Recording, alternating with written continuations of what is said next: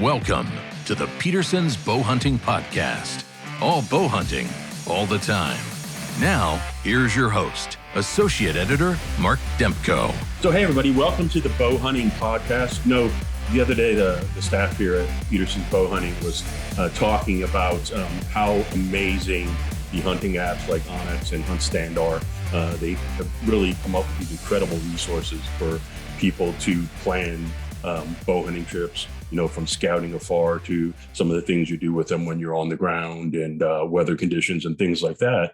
And on the other hand, for decades, if somebody wanted to, learn about a new hunting destination, they wanted to head out west, they were able to really locate some honey holes and some out of the way spots. Onyx has really helped to level the playing field as far as that goes, but maybe there aren't as many of those honey holes. Everybody now has access to that same basic starting information, which is why I'm really excited about today's topic, because I have two very special guests. We have Travis Keith from Oklahoma and Bob Schwalm from Pennsylvania on with us, and they've come up with a pretty unique way to still get out, have a great bow hunting experience, and even escape some of those crowds. Welcome to the Bowhunting Podcast. Thanks for having me. Yeah. Now, Travis, I feel like I know you from working at the magazine, and you're a good friend with Eddie Claypool, who's one of our longest standing writers. You appear a lot in his work, and so I've got to experience a lot of the things that you've done with him hunting out west and hunting in Oklahoma over the years. So I'm actually really thrilled to speak with you. And Bob, you and I have known each other for a number of years, and you do a lot of DIY hunting, it's both for deer and for turkeys. So thank you. And Travis, we're going to start with you because you've actually done a lot of boat in or canoe in bow hunting over the years, and you're talking about trying to escape the crowds, maybe hunt some left pressure deer. Tell us how you got started in canoeing in or bow hunting experiences. What was the impetus? What drove you to do that? Honestly, when a long time ago, when me and my brother started kind of getting into hunting and fishing and et cetera, we started off, bow fishing a lot out of a canoe and turkey hunting out of a canoe. And that was like 25 years ago. And then, the more we got into deer hunting, we followed the normal, and we got away from canoeing and, it was try to walk farther and harder and work stuff like that. And then the 2000s or whatever, I met Eddie Claypool and got to hang out with him and kind of watch him. And I can learn just by watching somebody, hearing somebody's stories. But in 2012, we were kind of hunting around together, and we had a piece of ground that we were hunting on, and it just wasn't panning out. And I watched him just leave and go to some public ground and tackle it. And I watched his, just kind of his season play out and some of his method and his work ethic. And part of that had to do with him, crossing some water, wading across some stuff. And then, he ended up using his boat one evening, and all that stuff started clicking in my head. And I was like, man, I need to really implement some of this and learn some of my own tactics. So I started playing with that, and me being just kind of blue collar, on a budget, I was like, I have a boat, I already had a fishing boat, aluminum boat, but I was like, I think I need a canoe or something that I can just get from point A to point B, because conditions aren't always going to be favorable for me to just walk everywhere. So that's kind of how I got started. I kind of watched him and learned from him a little bit, and then kind of just progressed and ad-libbed and put some of my own, work ethic to it. Awesome. Well, what's that first experience that you did on your own where you tried the boating in or the canoeing in? Can you talk a little bit about that? Where you were hunting, how it went? Yeah. So my first experience, and I remember it well, it was in 2014. I was hunting in Oklahoma, and was just having a tough time with a few things in life in general, and so I'd planned on going hunting the next morning and going up this river, taking my boat and going about 4 or 5 miles north up this river and trying to hunt this little pinch point, little piece of public, that it's just kind of hard to get to, but it's a little bitty spot. And so I hooked up to the trailer the night before, and the trailer lights weren't working. And so I was kind of frustrated about that. And I didn't really want to get up in the morning and take off with no trailer lights. So I didn't get to, really wake up on time. So I was really been out of shape. Come daylight, I'm like, dang it, I should be in my tree.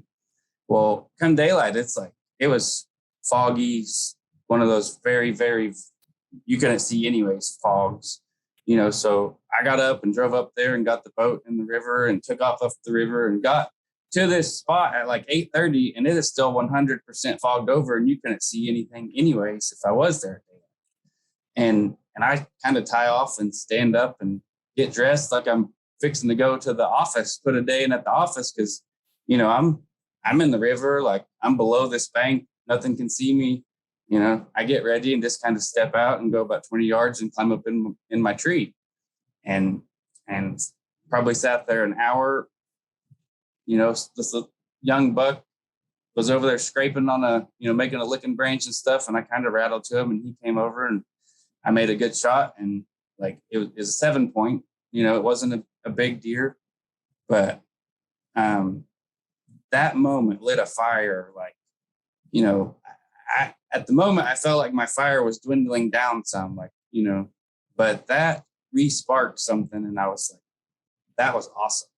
I was like, and I told my buddy, and he's like, man, amphibious attack. He's like, that's pretty slick, and I'm like, yeah, I like that, And so I just continued on. And like a week later, I was hunting, and let's see, that was on the October 29th. So on November the 8th, I used my canoe and I slid across this river and I killed a buck and got to like put him in my canoe, and like bring him across. And I was like, that was really cool too. So, 2 experiences back to back, one was a motorboat and one was a canoe, but both were really awesome. And like, just kind of rekindled that, a new passion kind of it was really neat. So.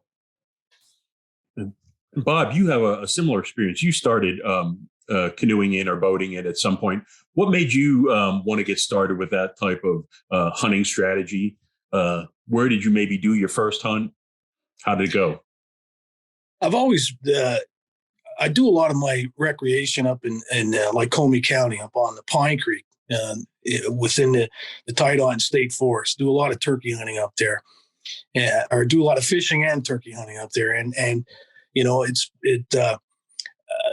it kind of came to me one day. I with hunting public land, that it's always a struggle, because you might find a spot and you think you've got a honey hole to yourself, and then you end up the next day coming out and you see all kinds of vehicles. And so, I thought to myself, I'm always trying to figure out a way to kind of, get away from the crowd, so to speak.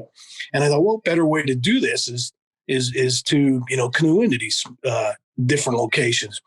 And this was probably, and don't hold me to this date, this was probably about 2004, 2005. Mm-hmm. We had located birds, and they were pretty vocal. And they were, Lycoming is a very steep county, and they were roosting on the side of this mountain. And the only way to access would have been to come in over the top, which would have meant that we would have bumped these birds. And what they would do in the morning is they would fly down alongside the creek in this nice green area. And then, it just dawned on me, hey, why don't I just canoe across the creek? I mean, this is ridiculous. Canoe across the creek, get in there quiet. There's no better way to get to a hunting spot than on a canoe or a kayak. So we went over in the morning, and we got situated, set up our decoys, and had a great hunt. And they probably were only about 100 yards away from where we actually set up. So that's where I got the idea. And I thought, you know what, I've had this in my back pocket for such a long time and never realized it. And like Travis said, there's nothing more rewarding than you're coming across the creek in your canoe and you got birds sitting on top, sitting on on the front of the bow or whatever. It was a great morning. And so I pretty much, kind of kept that with me as I went out to other areas and, thought, hey, one of my priorities when I'm hunting, whether it's deer or turkey, is to get into my spot as quiet as possible. And there's no better way to do that than to come in through the creek. Plus, you're not going to have a whole lot of competition from other hunters. Yeah, and I think you touched on the important point here. Not only you're not going to have to battle some of the other hunters who are out trying to get a deer or a turkey, but the animals are going to be less pressured, and I think it's a big part of it. And you were talking about the north central part of the state. Well, Pennsylvania is a state that's well known as having a lot of hunters. So sometimes the difference between a tough outing and a really successful outing can be getting away from others. So now, have you taken that concept and have you done it for deer over the years in other areas? And how is that going for you? Yes, I've been a number I'm going to try to think on that. For about 4 or 5 years, I hunted in Ohio, the big secret state with big bucks. Well, it's not very secret anymore. Again, there's quite a bit of pressure, and my first year out there, I hunted in Guernsey County, which is there's a state park, Salt Fork State Park. It's about 17,000 acres of Ohio hills, and it's good hunting. The only problem with that is the fact that people from Michigan and people from Florida and people from Alabama, they all knew about it. So, and especially during a rut, which when I got there, I had some information from some friends, and my first year was kind of a disaster because we were constantly having people bump into us and walk through our areas. Plus, we had seen that people were there before us. And the nice thing about Salt Fork is there's 17,000 acres of land, but there's 3,000 acres of water that surrounds it, or pretty much goes through it. And going back to my experience with turkey hunting, I decided that I was going to enter into my my hunting area with a canoe. So what I did was the following summer, we went out there and did some scouting, and with the canoe, and went in and found some pretty good sign, found some good bedding areas, found some good feeding areas, and located some trees. So pretty much adopted that was my way. That was my new plan to hunt Salt Fork, and it kept me out of all of the the constant moving in and out. There were a lot of people that were coming down there to hunt, and rightfully so. They've killed some really nice whitetails in that area. So yeah, I still continue to do that. And Travis, now you talked about how you started out and things like that. Have you expanded? Have you tried different areas of the country, or is it something you tend to stick to closer to home in Oklahoma? I've hunted in Oklahoma and Kansas and Missouri a little bit. Missouri was turkey. I haven't hunted deer in Missouri yet, but Oklahoma and Kansas, I've hunted quite a bit, using that method. So, if we dive into it a little bit, when you're talking about paddling in or even taking a small boat, there's a lot of advantages, but I think maybe one of the challenges, you might be restricted how much you can carry in. Talk about that planning process. How do you narrow down the essentials, what you have to take with you, because you have limited room in, say, a canoe or a small boat? So obviously that has to be a big factor as you're getting ready for a hunt like this. Right. For me, you still have to take all the same gear you need when you're going to go walking. You're going to need your sticks and your stand and your backpack and your hunt, your bow and all that stuff. You're just adding a few more things. Like you're adding a canoe and a paddle and a life jacket and some rubber boots and a pair of waders and some rope or a grappling hook to grab the bank with. Or there's a few more things you got to, keep up with.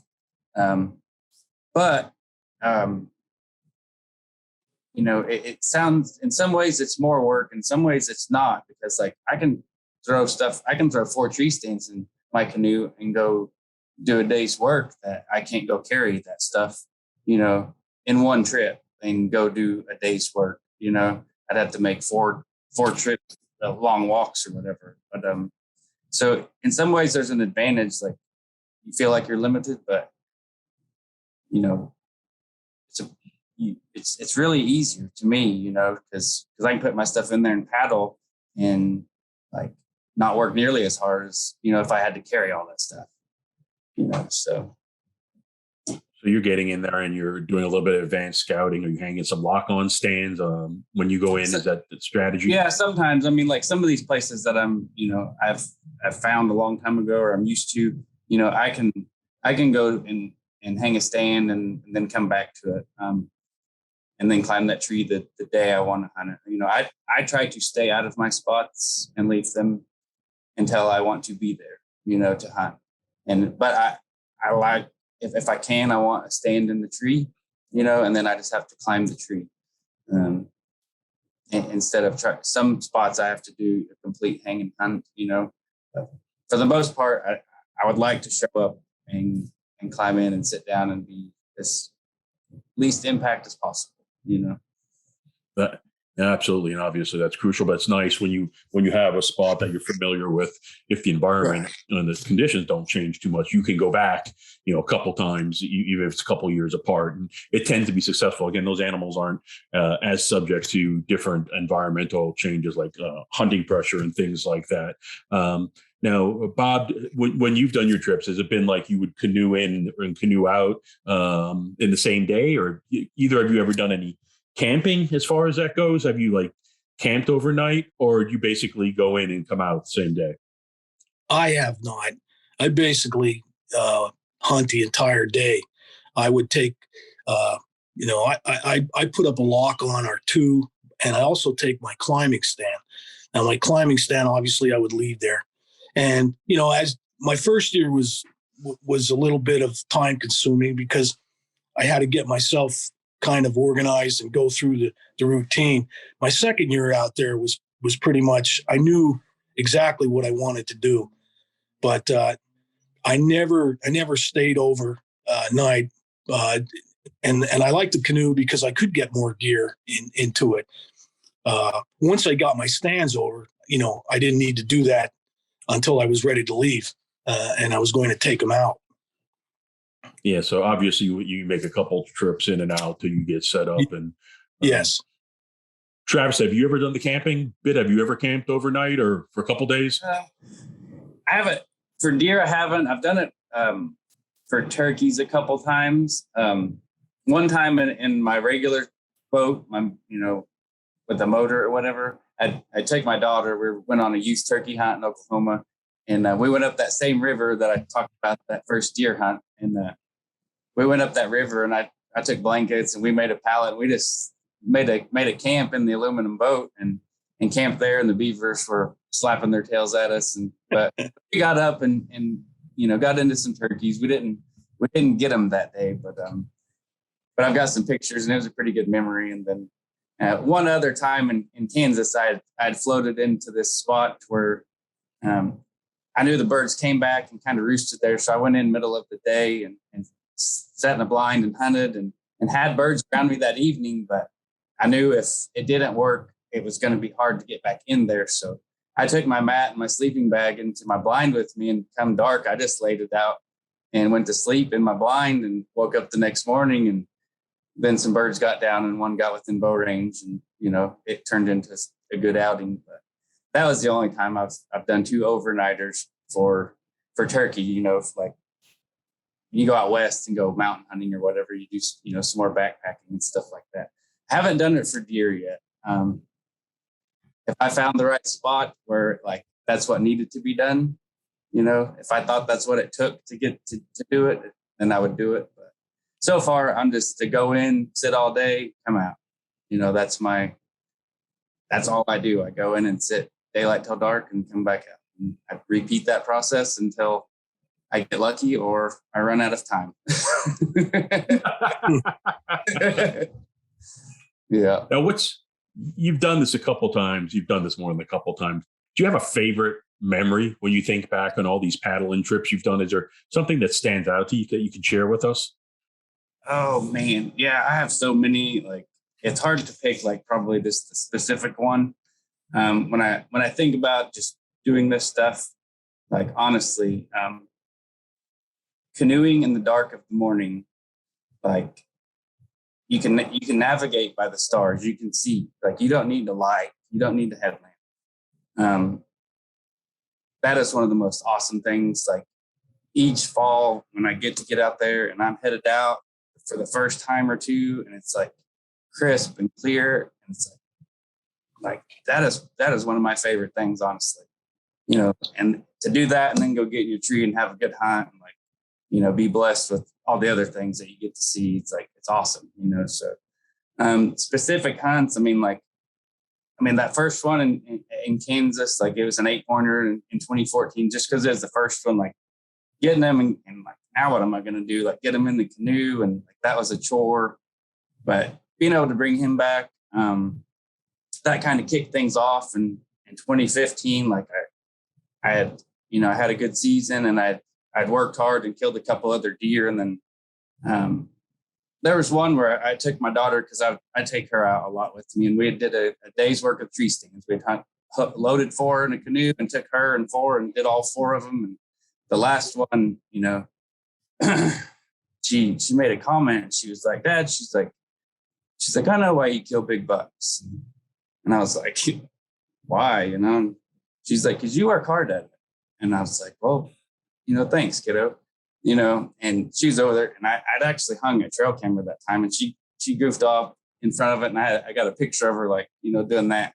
Well, later that year, the first time I go sit that tree, from daylight till dark at 3:30 in the evening on a 65-degree warm day in the middle of the day, like, here comes this buck, and I make a good shot on him. Like, that's the hard work buck, like, I'll always remember, her saying that. So, but that's just one. I've got quite a few others, and each one has like their own specific memory, or their own like real lesson, like, that I take away from it. Like, like, and I try to carry that and carry it on to the next, and each one, helps me each time. So, did you ever have a particularly challenging situation on one of those hunts that turned out really well in the end? Oh my goodness. Yeah, I've got one spot that's a little bit challenging. I put in a canoe, and this is pre-planned, because you paddle 3/4 of a mile up a river, and then you hit a log jam that's like the size of a football field. It's physically impossible to get past it. But past that is like some stuff. I did some scouting one winter, and I walked around in there, and I found these good rubs and stuff. And I was like, man, I have got to know what lives back here. There's a good one back here. And so on my way back out walking, I find this log jam, and because I can physically walk back to this place and hunt it, but that's not the way to do it. Like, you're not going to get them. Like, you're going to educate them walking back there. The way to do it is by water. And I found this log jam, and I was like, holy cow, I'm going to have to like hide a second canoe on the other side of this log jam. I'm going to have to paddle, use the first one, go 3/4 of a mile, get out, walk over the peninsula, and then get back in another canoe that I pre-stashed earlier in the year. And so I was like, but I have to do that. Like, I got to know what lives back there, And so I do that one. I did it 2 years ago, and hunting that thing, that's tough to get there before daylight and get down at dark and then get out and get another one. And, but the first year I did it, it was 2020. I'd hunted November 2nd till November 22nd. I hunted 20 days, daylight till dark, consecutive. I think I'd killed one Oklahoma deer and took a day off to deal with him. And so November 22nd, I was successful and killed the deer way back there,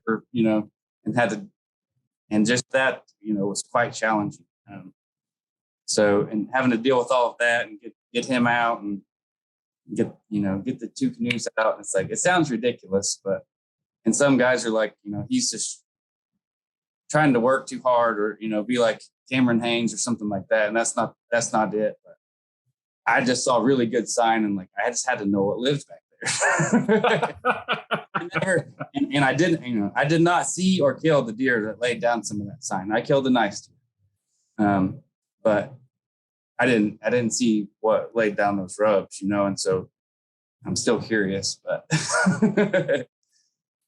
yeah, and you bring up a good point. Obviously, it does take some extra work to do something like this, as far as if you want to make a dedicated effort to get away from the crowds and paddle in, from between the scouting and taking some of your gear in ahead of time, maybe making multiple trips and things like that.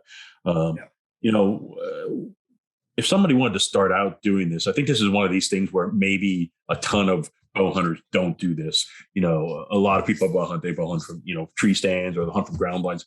You probably don't have a ton of people who are maybe even never thought about canoeing in. And it seems like it's a great tactic that would work on watershed properties, or like Army Corps of Engineer lands and things like that. But if you want to get started, what are some of the first things you have to consider? It's probably just a little more than jumping in a canoe and going, isn't it? Yes, absolutely. Yeah, I did a lot of research when I hunted out in Ohio. Obviously, that's another state away. So I spent a lot of time doing research and topo maps and phone calls. But probably the most important thing was for me to actually go to the park itself and spend some time doing some scouting.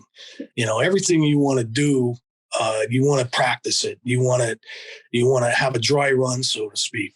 And as I traveled around the park and finally figured out where I wanted to access and where I wanted to hunt. I mean, the nice thing about a canoe is you don't need a boat launch or anything. You can pretty much take your canoe from anywhere, but you still have to have, a good idea and have some understanding of where you're going to go and find your location, your trees and so forth.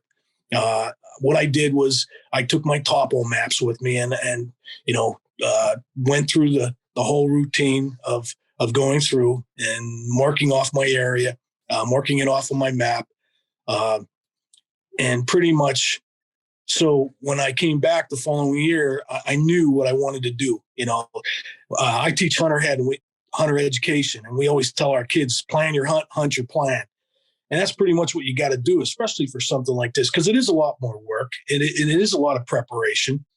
And you want to make sure that when, your opening day to hunt, you have everything in place and you know what you're going to do and how you're going to do it.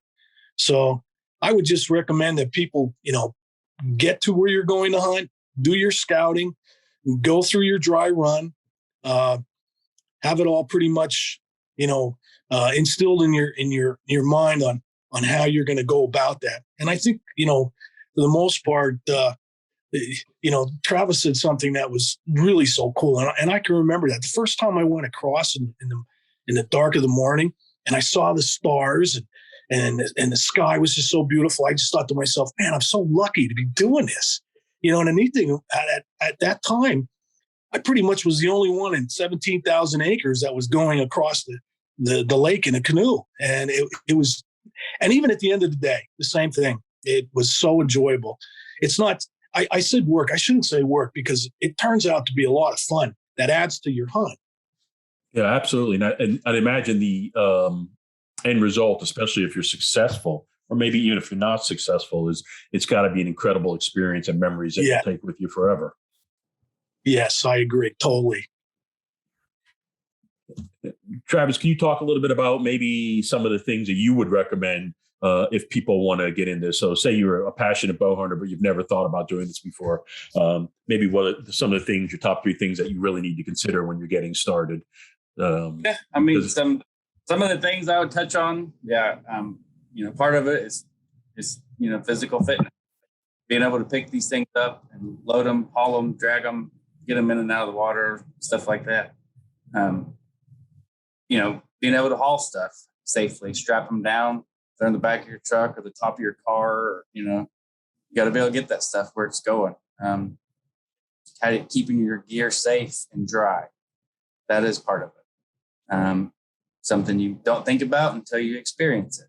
And then you're like, well, maybe I should try to keep my stuff drier, or, maybe I should tie my bow on, because if I flip my canoe over, it ends up at the bottom of the river, so I've learned a few of these things the hard way, but,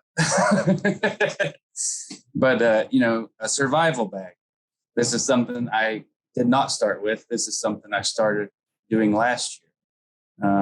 I've always carried flotation device and a life jacket, but last year I took it a step further and just got me a good dry bag, and I stuffed it full of everything I could think of. It's like, in case I end up on the wrong side of a river or the wrong side of a lake, and I'm wet and I'm cold, and I may, you don't have to be far from civilization to still freeze, like you could just be on the other side of the river looking at your truck, and I've got into a few pickles like that. And so I started carrying I call it my survival bag, and I wrap my life jacket around it. It's got some clothes and food and, a little bit of everything I think I would need if I needed it, My brother, he has two of everything. And he has camo, two bows, two of everything, in case he loses it, honestly, in case he flips over and something happens and his stuff's soaking, he can run back and still be in the game. He hasn't had to experience that yet. I did. Letting people know where you're going is smart. I am probably the world's worst about being secretive and not letting anybody know where I'm going. There's probably 2 or 3 people, Eddie Claypool, my brother, and a couple other people that physically know the coordinates or, description of where I'm physically sitting. And that's not good. Somebody needs to know where you're at in case you get in a bind. Because it's, you're going to come up to some obstacles and it's easy to get in trouble, so logistics of getting an animal out, that's a big one. Whether you can physically get him out or you're going to have to pack him, butcher him up and pack him out. If you have to do that, there's more gear involved, as far as tarp and game bags and knives and stuff like that. There's some stuff I call forever mud, quicksand, but it's mud. I deal with it some along the rivers and lakes if the moisture is just right, and you can step off into some stuff that you might not get out of. And so just knowing your surroundings a little bit, like there's some certain times a year where I got to grab branches and make me a 10-foot path and hop, skip, jump so I don't sink hip deep, down into some mud and stuff like that. But, and flipping over, that is always on your mind. Like, honestly, I never worried about it until it happened. Like, I'm just kind of a goer, and I feel pretty comfortable in a canoe, pretty agile and stuff like that. One morning I flipped over in the middle of a river in the dark, and that, enlightens you a little bit that this is dangerous, and you need to respect it. Like, you need to have great respect for the water because it's powerful. So, and the cold. So that's a few things that crossed my mind when you asked that. And I greatly appreciate you touching on that, because obviously the safety is paramount. It's the key. You're in the water. If you're out in the fall, in the winter, it's cold. So the water's cold. You're carrying a lot of gear, and, having those personal flotation devices are huge. And it's just making sure that you are safe in everything you do. And, you guys are talking about, you mentioned you've done some with your daughter, but you've also both gone out and done it solo. So letting people know where you're at or how you could reach. So stay in touch with them, or they can check up with you. But you mentioned something else during the course of something. You talk about getting the animal out and things like that. Turkey's one thing. You can throw a turkey right in the canoe with you. As far as a deer, do you usually end up, breaking it down, packing it out? Do you actually maybe take another type of flotation device where you can maybe pull the deer into some of your gear behind you? Have you ever done that? I haven't specifically, float one behind me or anything. I've stuck them in the canoe with me, and then I've deboned them or quartered them up and put them in backpack and took them out that way. it's 50-50 for me sometimes. Like if I am not dragging a deer very far. I've done plenty of that and I'm not doing it. I will butcher one up in a hurry, instead of drag one. But man, if I can get a big buck in the canoe and like get pictures of that or just paddle them out, like that is so awesome. Like I love doing that, so if I get the chance to get them over, to the canoe and can physically get them in, I love doing that and getting them back, but then you still got to get them out and then deal with them, get them into the truck and all that. So it's 50-50. This last season I killed a good deer in Kansas and like he was just physically too big. I was not going to attempt to try to take him down a steep bank and get him in that boat because it was not going to happen. So I had my, that tarp and game bags all in that survival bag with me that was at back of the canoe. So I just went back and got that and, quartered them up and took them out that way. So either way is fine with me. I love getting pictures with one and paddling one out. Like that's one of the coolest things ever. But, sometimes you got to work smarter and just go ahead and quarter one or debone one and get them out that way. Yeah. And, you're talking about when you're paddling in or floating down a river, once you hit your destination, is it safe for me to assume that a lot of times you actually don't have to go far into that woods or that far into the brush because the pressure is so much lighter? I mean, how much of an advantage really is it to escape that hunting pressure and have these animals that aren't feeling that pressure? Is it noticeable right off the bat? Yes, for me it was. And one of the things in Ohio that was advantageous was that all the pressure was to the north of where I was hunting. I was coming in from the south side. So basically they were doing a lot of the driving or pushing of the animals down towards where I was. And so when I got in there, the sign and the rubs and the scrapes were just unbelievable because, again, it was a long haul from Route 85 or 851, whatever it is, where everybody was parking and accessing to where I was. So when I got in there, there was a lot of sign and I could actually do the routines. I could do the rattling and grunting and stuff like that. And I had some really good action. Again, I don't know if anyone ever had been to where I was. I never noticed any sign of hunters being there, but getting in quietly in the morning on a canoe, and I always rake a path to where I'm going to stand so I can get in there as quiet as possible.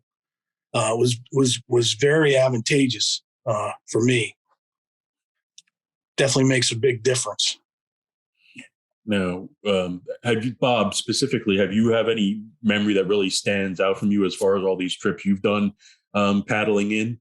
Travis was sharing some of his memories. Is there anything that stands out to you as just an incredible experience or something that you think back fondly on a lot of times? Well, there was an experience that always comes to mind. The whole objective behind what I was doing by entering into a hunting spot with a canoe was to be stealthy, quiet. And this one particular morning while hunting in Ohio, it had every day the temperatures were dropping and there were some ice in the morning, but not as much as there was this particular morning. The entire time of me trying to get across, I had to break ice before I could move. So it was defeating the whole purpose. I made so much noise going in, and I knew that, this was not going to be very productive because of all the noise and with the boat banging on the ice. So I did make it across, and it was, I didn't see anything first thing in the morning, but the afternoon it picked up, and then I had to repeat that process to get back. Although I did have the ice somewhat, it wasn't kind of as thick as it was in the morning. So that's a memory that always comes to mind. It wasn't a pleasant one, but it was somewhat funny. Well, like you both have shared, obviously there are all types of challenges and situations that can pop up when you're doing this, heading into more remote areas. You're out on the water, you're out in the cold, but it turns out to be an incredible experience more often than not. And sometimes you end up taking a nice animal out. Obviously, turkey, deer, big one. I'm sure in other parts of the country, people do it for other species such as elk and things like that. But I appreciate you both so much for joining the podcast. Is there anything else you wanted to touch on that we haven't talked about before we wrap up here today? I don't have anything except I wish, everyone the best of luck, and really appreciate the opportunity to share this afternoon with both of you. Always enjoy taking the time to talk about my passions. So very nice meeting you, Travis, and thank you for having me. Yeah, it was nice to meet you as well. I appreciate it. Thanks for having me. Only thing I would say is, it sounds awesome but it's definitely not for everyone. It is dangerous. It is cold. It is dark. It is wet, and it is muddy. And you got to be mentally tough, and if you want to do it. But it is pretty rewarding. So you can see some neat things that you haven't experienced, and I highly suggest it. To anybody that's thinking about it, it's just respect it, respect the water, and have respect for all of it. And, be safe when you do it, because I do some things that are goofy, and I don't want somebody else getting hurt. So. Yeah. Well, thank you both so much, and I agree. Safety's the key. But if you're hunting land and you're tired of seeing pressure from other hunters, or you're looking for a unique experience where you can get away from it all and have a good opportunity for being in a more remote area, or if you're just looking for a totally unique challenge, as both of you have touched on many times in our chat today, give paddle and hunting a try. It's a great way to see some beautiful country and to hunt some new areas, and hopefully put your tag on an animal. So thank you both very much. We appreciate it. Everybody, stay safe. Get out there hunting when you can. Turkey season's right around the corner here as we're recording. So thank you all for joining the Bowhunting Podcast. Thanks for downloading the Petersen's Bowhunting Podcast. All bowhunting, all the time. Pick up the latest issue of Petersen's Bowhunting magazine on your local newsstand, or connect with us online at bowhuntingmag.com.